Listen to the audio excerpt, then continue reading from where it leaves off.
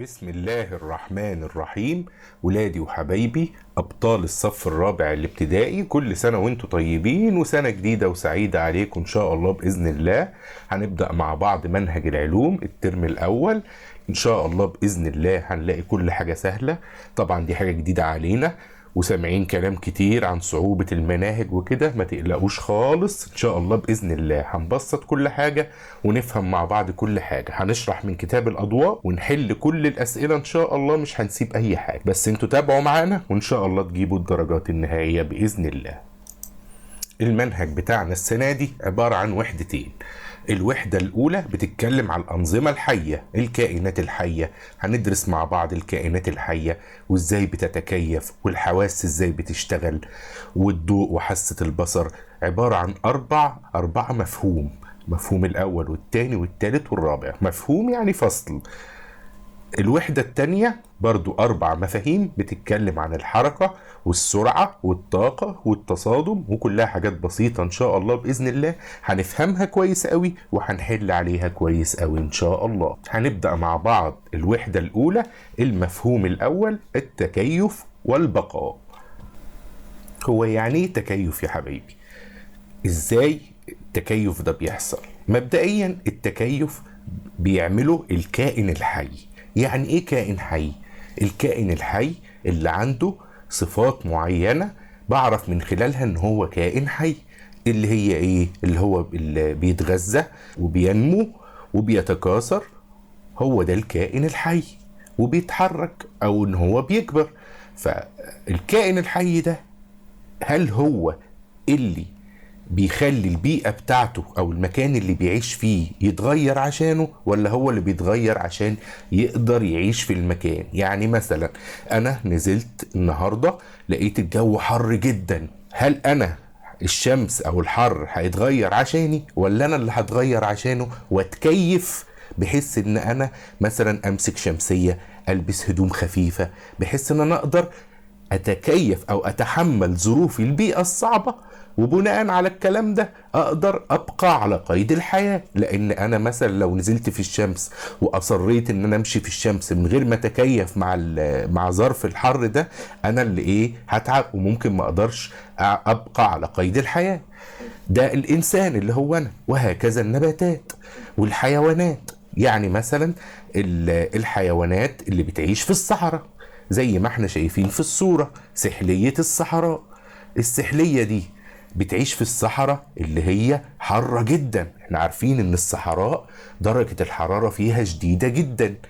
طب هل السحلية دي هتخلي الصحراء هي اللي تتغير عشانها ويبقى جوها كويس، ولا هي اللي لازم تتكيف مع الجو الحر بتاع الصحراء وتبدأ تغير من سلوكها ومن جسمها بحيث ان هي تتحمل الظروف الصعبة دي وتبقى على قيد الحياة؟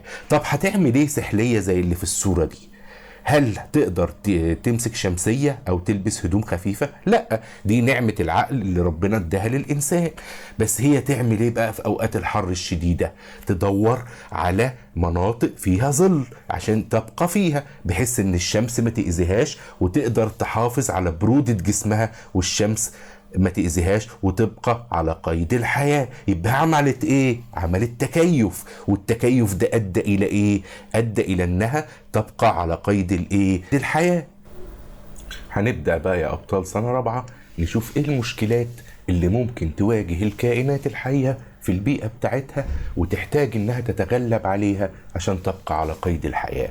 اول مشكلة ممكن تقابلها هي مشكلة ارتفاع او انخفاض درجة الحرارة.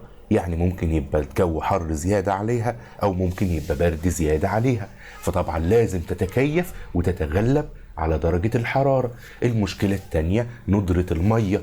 ممكن تبقى المية قليلة جدا زي البيئة الصحراوية زي الصحراء كده، فلازم الكائنات تتكيف وتتغلب على ندرة المية. وممكن برضو كثرة المية، ممكن يكون في شتاء كتير ومية كتير، فالكائنات تحتاج تتغلب على كثرة المية دي انها تحمي نفسها وتقعد في مساكن مثلا تبعدها عن المية الشديدة. المشكلة التالتة عدم توافر الغذاء. ممكن تبقى بيئة زي البيئة الصحراوية كده، مش على طول الأكل موجود، الغذاء فيه مشكلة، فلازم تلجأ لأساليب إن هي تأمن لنفسها الغذاء في الفترات الطويلة اللي هتعدي عليها ما يبقاش فيها غذاء. وممكن كمان في نفس الوقت يبقى ما عندهاش مأوى، فلازم تتصرف إنها توفر لنفسها مأوى يخليها تقدر تكمل حياتها وتقدر تتغلب على الظروف الصعبة دي. رقم 4 إنها تحافظ على نفسها من الحيوانات المفترسة، إن حد يقدر يفترسها ويأكلها، فلازم إن هي برضو تتغلب على المشكلة دي بحيث إنها تبقى في أمان من الافتراس. هناخد أول مثال لتكيف بعض الكائنات الحية، الثعلب القطبي. زي ما احنا شايفين يا أبطال في الصورة، الثعلب القطبي الفراء بتاعه لونه أبيض وكثيف. طب هنسأله انت بتعيش فين يا ثعلب؟ الثعلب قال انا بعيش في البيئات القطبية الباردة. ايه ده؟ يعني درجة الحرارة منخفضة جدا. طيب انت بتعمل ايه عشان تتغلب على انخفاض درجة الحرارة وتبقى على قيد الحياة؟ قال انا الفراء بتاعي بيبقى ابيض وكثيف عشان يدفيني واقدر احتفظ بدفء جسمي فين؟ في المناطق الباردة. ناخد المثال التاني، الحيوان اللي في الصورة دي الجمل اللي كلنا عارفينه. هنسأله انت بتعيش فين يا جمل؟ قال انا بعيش في الصحراء اللي هي بتبقى ايه؟ بتبقى بالليل برد شديد جدا وبالنهار حر شديد جدا. طب انت بتحمي نفسك يا جمل من البرد الشديد بالليل ده ازاي؟ قال انا بيغطي جسمي وبر علشان يحميني من البرد، وبر كده زي الفرو كده، عشان بالليل في البيئة الصحراوية الجو بيبقى شديد البرودة. طيب ناخد المثال الثالث، النخلة الجميلة ديت. النخلة ديت بتعيش فين او بتتزرع فين؟ بتتزرع في البيئة الصحراوية برضو، بس الصحراء دي بيبقى فيها رياح شديدة وبتبقى فيها مية قليلة جدا. طب النخل بيعمل ايه؟ قال النخل بيمتلك جذور قوية، الجذور اللي في التربة قوية. ليه؟ علشان يصمد أمام الرياح الشديدة، الرياح ما تشيلوش تطيره، يفضل واقف مكانه، وتساعده إن هو يمتص أكبر قدر من المية اللي هي أصلا إيه؟ قليلة في الصحراء. ودي أمثلة يا أبطال على طرق الحيوانات تغلبت بيها والنباتات على ظروف بيئتها الصعبة، وعملوا ايه؟ عملوا تكيف علشان يبقوا على قيد الايه؟ قيد الحياة. بالنسبة للإنسان، الإنسان بيتغلب ازاي على المشاكل اللي بتقابله في ظروف البيئة؟ يعني مثلا ممكن الحر والبرد دول بيعمل فيهم ايه؟ الإنسان بيتكيف مع ظروف البيئة من خلال ايه؟ بيغير ملابسه ويغير سلوكياته. يعني ايه؟ يعني بدل مثلا ما هو بيلبس خفيف لو الدنيا حر، يلبس تقيل لو الدنيا برد. وكمان ان هو لو الدنيا حر يمسك شمسية، او لو برد وامطار يمسك شمسية، ويتجنب بعض الاماكن الحارة. فدي بيغير ملابسه ويغير ايه؟ سلوكياته. هنبص على الحيوان اللي في الصورة ده اللي هو ايه؟ مين البطل اللي هيقول لي؟ الخفاش. الخفاش ده بيعتبر حيوان مش طائر. الخفاش ده بيتغلب على الظروف الصعبة اللي بتقابله ازاي؟ قال لي بص في الصورة كويس وانت هتعرف انا بتغلب على الظروف الصعبة دي ازاي. قال لي اول حاجة، انا لما باجي انام بنام بوضع مقلوب، رجليا بتبقى فوق وراسي بتبقى ايه؟ تحت. طب انت بتعمل كده ليه يا خفاش؟ ما كل الحيوانات بتنام عادي والانسان وكله. قال لا انا بنام بالوضع المقلوب ده عشان لو حسيت باي خطر اطير بسرعة. هو انت بتعرف تطير زي الطيور؟ ايوه. انت مش شايف الجناحات بتاعتي؟ انا ليا تركيب جسدي زي الطيور بالظبط، رغم ان انا حيوان يمكنني من الطيران، عشان كده بنام بالايه؟ بالوضع المقلوب. طب انت الغذاء بتاعك ايه يا خفاش؟ انا بتغذى على البعوض والحشرات.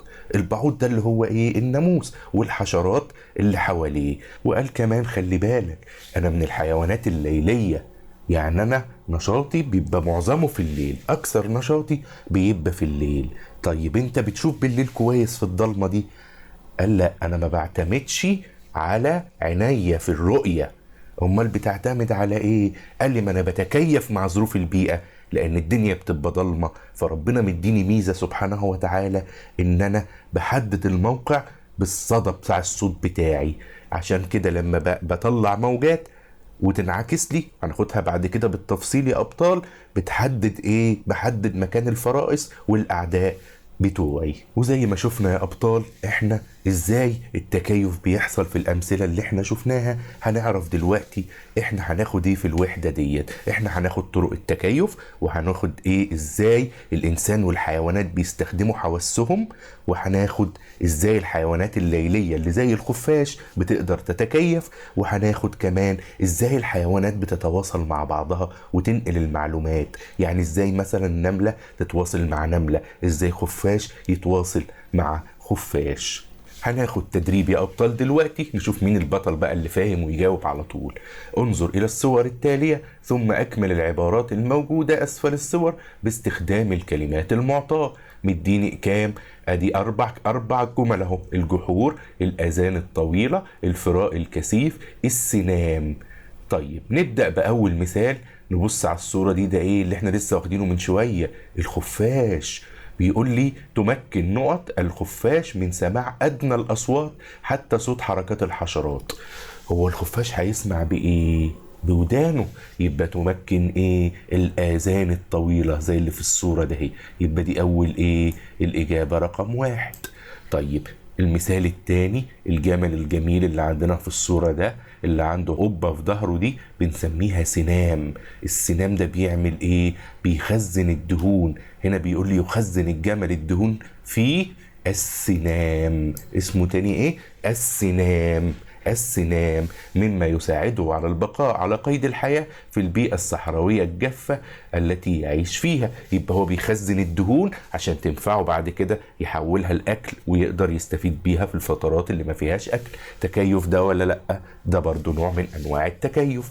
المثال الثالث، الدب اللي قدامنا الجميل ده، الدب القطبي. يعني معظم الحيوانات البيضة دي هنعرف بعد كده اللي فرقها أبيض، ده نوع من أنواع التكيف علشان هي عايشة في مناطق جليدية بيضاء. هنا بيقول لي تحافظ نقط على جسم الدب القطبي دافئا من برودة المناطق التي يعيش فيها. هتحافظ ايه؟ الفراء الكثيف. مظبوط، الفراء الكثيف هو اللي بيحافظ على ايه؟ على دفء جسمه في المناطق الباردة. طيب المثال رقم 4، يختبئ الثعلب في نقط هربا من حرارة الشمس. الثعلب ايه ده؟ ده بيت كده عامل زي بيسموه جحر او جحور. يختبئ الثعلب في الجحور هربا من حرارة ايه؟ الشمس. وبكده يا ابطال احنا خلصنا التدريب ده. ندخل بقى على الكائن اللذيذ اللي كلنا بنحبه في الصورة ده الجميل ده اللي اسمه ايه؟ حد يفكرني. اسمه البطريق. البطريق، يا ترى البطريق بيعيش فين؟ هنسأل البطريق ونعرف منه بقى كل المعلومات عنه وعن التكيف بتاعه. انت بتعيش فين يا بطريق؟ انا بعيش في مناخ قطبي. قطبي يعني شديد البرودة. فين؟ في القارة القطبية الجنوبية. القارة دي باردة جدا شديدة البرودة. طيب انت هتعمل ايه في المشكلة دي؟ قال لي انا دلوقتي بتقابلني مشكلتين. اول مشكلة ان انا لازم جسمي ايه؟ يكون احتفظ بالدفء بتاعي. طب انت بتعمل ايه؟ قال لي بيغطي جسمي ريش كثيف. ريش كثيف يعني ايه ريش كثيف؟ يعني ريش تقيل، زي كده احنا في الشتاء لما نلبس جواكت تقيلة عشان البرد. طب وايه تاني؟ ده احنا عندنا هنا المناخ مش شديد البرودة ومع ذلك الجواكت ما بتكفيناش، بنبقى بردانين. قال لا، ما هو انا ربنا عامل لي علشان اتكيف طبقة سميكة من الدهون تحت ايه؟ تحت الريش ده، عشان هي والريش مع بعض يخلوني دافي جدا وما عنديش مشكلة. سبحان الله. يعني انت بتتغلب على مشكلة البرد الشديد بحاجتين: الريش الكثيف والطبقة السميكة من الايه؟ من الدهون. طيب انت دلوقتي شكل الطيور واسمك طائر البطريق. طب انت بتطير؟ قال لا، انا طائر بس ما بطيرش. طب انت واقف طول النهار والليل في التلج ده، رجليك ما بيجرالهاش حاجة؟ قال لي ما هو ربنا برضو سبحانه وتعالى عامل لي ميزة اقدر استحمل بيها البرد الشديد ده في رجلي، لانك لو بصيت على رجلي هتلاقي ان رجلي ما فيهاش ريش وما فيهاش طبقة سميكة من الدهون. طب يا ترى ربنا عامل لك ايه عشان تتكيف على الظروف الصعبة وتبقى على قيد الحياة؟ ده الواحد مننا لو وقف في التلج 5 دقايق او دقيقتين ما بيقدرش، رجليه بتتجمد، صوابعه بتتجمد، بنفقد فيها الاحساس اصلا، ما بنحسش برجلينا.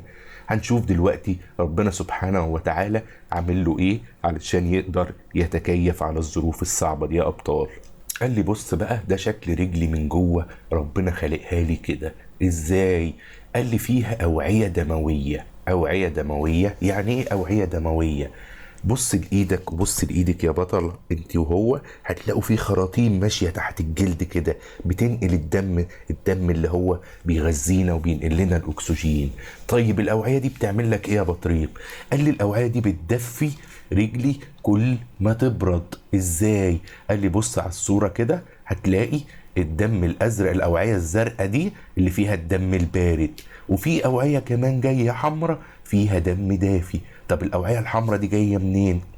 دي جايه من جسمي اللي متغطي بايه؟ بالريش الكثيف، وفي طبقه دهنيه سميكه علشان جسمي دافي، فالدم اللي نازل من جسمي بيبقى ايه؟ بيبقى دافي. فدلوقتي بيحصل ايه؟ زي ما انت شايف في الصورة كده، الدم الدافي ينزل والدم البارد يبدأ يطلع يلف مع الدم الدافي، الأنابيب تلف على بعضها، الأوعية تلف على بعضها وتدفي بعضها. زي ايه كده؟ زي ما تكون ماشي في السقعة مدفي ايدك جامد وحاططها في جيبك، وبعد كده تقابل واحد صاحبك بردان يسلم عليك بايديه السقعة ويقول لك استنى شوية دفي لي ايديا شوية. يبقى الأوعية الدموية اللي فيها الدم الدافي بتعمل ايه؟ بتلف حوالين الأوعية اللي فيها الدم البارد وتبدأ تدفيه، فيصبح الدم ايه؟ الذي يتدفق في الجسم كله غير بارد، والدم الذي يتدفق في الأصابع دافي عشان يحافظ على قدم البطريق من التجمد. يبقى كده البطريق ممكن يقعد طول اليوم ما عندوش مشكلة، كل ما رجله تبرد الدم الدافي في جسمه ايه؟ يدفيها، ينزل يدفيها وباستمرار، زي ما احنا شايفين في الصورة كده يا أبطال. الدم البارد في الأقدام يلف مع الدم الايه؟ الدافي في باقي أجزاء الجسم، ويبدأ ايه؟ لما يتلامسوا مع بعض تبدأ الحرارة تتنقل للايه؟ للأوعية اللي فيها دم بارد وتدفيها. يبقى ده برضه نوع من انواع ايه؟ البطل اللي هيقول التكيف. يبقى كيف تساعد، لما يجي يسألني بقى في الامتحان ويقول لي كيف تساعد أقدام البطاريق في بقائها على قيد الحياة في المناخ البارد، أو على الرغم من أنها لا تطير مثلا، هقول له إيه؟ تتلامس الأوعية الدموية التي تحمل الدم الدافئ في الأجزاء الدافئة في جسم البطريق مع الأوعية الدموية التي تحمل الدم البارد الموجود بالقدمين الباردتين، مما يؤدي إلى انتقال الحرارة إلى قدميه. سبحان الله. يبقى هو كده مش هيهمه ان هو يعيش في التلج الشديد ده، سبحان الله، ولا عنده اي مشكلة. ليه؟ لان هو عمل تكيف، تغلب على ظروف البيئة الصعبة بايه؟ بالحاجتين اللي احنا قلناهم دول. نبص على الصورة دي يا ابطال، هنلاقي ده ثعلب، اسمه ثعلب ايه؟ ثعلب الفينيك. ثعلب الفينيك ده بيعيش في الصحراء في المناطق الحارة. طب بيعمل ايه علشان جسمه بيسخن جامد؟ بيبرد جسمه ازاي؟ قال لي قريب قوي من طريقة البطريق. ازاي؟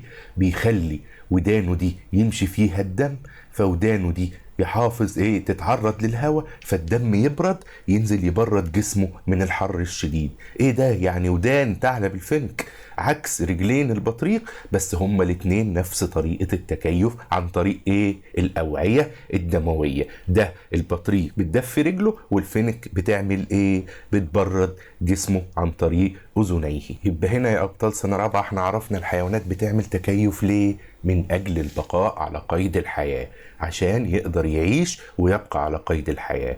طب هو بيتكيف بأنه هو بيمتلك ايه؟ بيمتلك أعضاء وتراكيب خاصة تساعده على البقاء على قيد الحياة. أعضاء زي إيه؟ زي مثلا ثعلب الفينيك اللي كان عنده ودان كبيرة. زي إيه برضو؟ زي مثلا البطريق اللي عنده ريش وعنده طبقة سميكة، ودي تراكيب خاصة. والأعضاء زي الأذن. وايه كمان؟ قال لي ده كمان بيعملوا سلوكيات خاصة كمان. سلوكيات يعني ايه؟ سلوكيات خاصة يعني يتصرفوا بطريقة معينة عشان يبقوا على قيد الحياة. هناخد دلوقتي ازاي بيعملوا سلوكيات كده تخليهم ان هم يكملوا حياتهم. طرق التكيف اول حاجة هناخدها هتبقى السلوكيات دي التخفي في بعض الحيوانات. بعض الحيوانات بتلجأ ان هي تتخفى في النظام البيئي اللي بتعيش فيه، زي ما احنا شايفين في الصورة دي. هنركز قوي قوي قوي، هنكتشف ان في حيوان مستخبي في البيئة اللي هو عايش فيها، لونه زي لون البيئة اللي هو عايش فيها. ايه ده؟ هو ممكن حيوانات بتعمل كده؟ ايوه، زي ما قلت لك في اول الفيديو ان في اللي لونه ابيض ده عشان عايش في البيئة لونها ابيض. هنا الحيوان لونه لون الرمل علشان عايش في بيئة لونها لون الرمل. طب يعمل كده ليه؟ عشان يعمل تكيف. وبيتكيف ليه؟ علشان يبقى على قيد الحياة. طب تعالوا ناخد مثال للتخفي كده. اول حاجة الدب القطبي. قطبي يعني عايش في المناخ البارد. طيب انت يا دب بتتخفى ليه اصلا؟ ده انت حيوان قوي. يعني انت بتتخفى ليه؟ ده انت حيوان قوي ومفترس. قال انا بعيش اصلا في المناخ البارد ده، بحتاج اكل وبحتاج اصطاد، فبتخفى علشان انقض على الفريسة بتاعتي، لان في المناخ البارد ده فرائس بتبقى قليلة، فلازم اعمل ابقى شكل لون البيئة بالظبط، واعمل تخفي علشان ابقى على قيد الحياة. وبالنسبة للفراء الابيض الكثيف اللي انت شايفه في الصورة ده عشان اتدفى زي البطريق كده، واحافظ على دفء جسمي، لان انا بعيش فين؟ بعيش في القطب الشمالي البارد. انت بتعيش في القطب الشمالي البارد، والبطريق كان بيعيش فين؟ فكروني كده يا ابطال. كان بيعيش في القارة القطبية الجنوبية. طيب ده اخوك الدب البني او الاسود. الدب البني او الاسود ده ما بيعيش في المناطق الباردة. البطل بقى اللي هيخمن بيعيش فين، زي ما انتوا شايفين في الصورة كده، بيعيش في الغابة اهو. طب هو لونه بني ليه او اسود؟ علشان جذوع الشجر حواليه هتلاقيها نفس اللون بتاعه، فيقدر يعمل يتخفى. يتخفى ليه؟ علشان يصطاد الفرائس بتاعته، لان هو البيئة بتاعته فين؟ بيعيش في الغابات. يبقى احنا عرفنا دلوقتي الحيوانات بتعمل كنوع من انواع التكيف، بتعمل تخفي. تخفي ازاي؟ ان لونها يبقى لون البيئة اللي بتعيش فيها. ليه؟ علشان الحيوانات المثالين اللي خدناهم، الدب القطبي والدب البني او الاسود، يقدروا يتخفوا عشان ينقضوا على فرائسهم من غير ما يشوفوهم. المثال الثالث يا ابطال، ثعلب الفينيك اللي في الصورة عندنا ده، اللي خدناه من شوية، اللي ودانه كبيرة علشان تعمل علشان تبرد جسمه. وايه اللي جنبه ده شكل القطة بس كبير شوية. ده اسمه الوشق المصري او القط البري، زي القطة اللي عندنا في البيت بس حجمه اكبر وحيوان مفترس. ايه ده؟ طب انا يعني ما شفتوش قبل كده.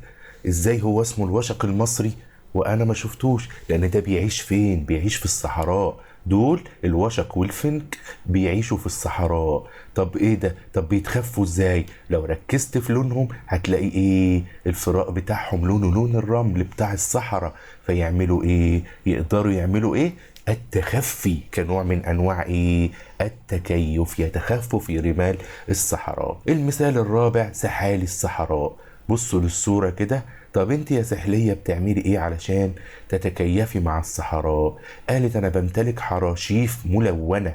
يعني ايه حراشيف اصلا؟ حراشيف دي يعني جلد كده بتاع الزواحف ده، بيبقى جلد كده فيه بروز كده. كل الزواحف جلدها عامل كده. لو بصيت على التمساح هتلاقي جلده في بروز كده، بنسميها حراشيف. طب الحراشيف بتاعتك ملونة ليه؟ قالت عشان انا دايما بستخبى بين الصخور الملونة في الصحراء. يعني مش بتستخبى في وسط الرمل، لا، بتستخبى في وسط الصخور الملونة في الصحراء. يعني بتعمل بتعمل تخفي. والتخفي ده نوع من انواع التكيف. يبقى دلوقتي خلاص احنا عرفنا التخفي هو نقدر نحطه في تعريف. ايوه، التخفي هو احد انواع التكيف. طبعا احنا عرفنا ان هو تكيف الذي يساعد الحيوانات على الاختفاء. على الاختفاء منين؟ من الحيوانات المفترسة. حاجة زي السحلية دي خايفة حد ياكلها، طب تعمل ايه؟ بتتخفى. حاجة زي الدب، لا الدب بيتسلل الى ايه؟ الفرائس. يبقى واحد انواع التكيف الذي يساعد الحيوانات على الاختفاء من الحيوانات المفترسة او التسلل الى ايه؟ الى فريستها. يبقى احنا عرفنا التخفي هو ايه؟ التخفي ده نوع من انواع الايه؟ التكيف. في حيوانات بقى مهمة بتغير لونها خلال فصول السنة. زي ايه؟ زي الثعلب القطبي. الثعلب القطبي ده اللي هو الايه؟ اللي لونه ابيض، اللي خدناه في الاول. ايه ده؟ طب ده بيغير فروته والفراء بتاعه خلال فصول السنة. ايوه، ما هو مش طول السنة هناك برد، ما بيبقاش التلج مغطي الدنيا. الاوقات اللي التلج فيها مش موجود، ما هو عايز يتكيف ويبقى لون البيئة، بيغير الفراء بتاعه علشان يبقى لون البيئة برضو. طيب دلوقتي الدب القطبي بيتغذى على ايه؟ بيتغذى على فرائس هو بيصطادها من الكائنات البحرية، زي اللي في الصورة دي. معلومة لذيذة اهوت، ده اسمه ايه؟ الفقمة.